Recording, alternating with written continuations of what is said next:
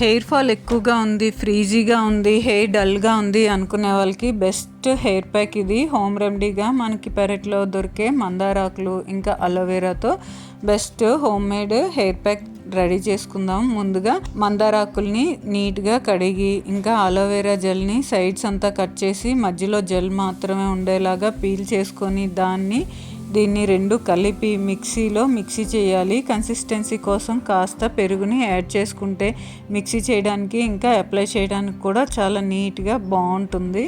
పెరుగు కూడా మంచి కండిషనింగ్గా యూజ్ అవుతుంది. మిక్సీ చేసుకున్న పేస్ట్లో కొంచెంగా కొబ్బరి నూనె వేయాలి, అది కూడా కొంచెం కండిషనింగ్గా ఉండటానికి యూజ్ అవుతుంది.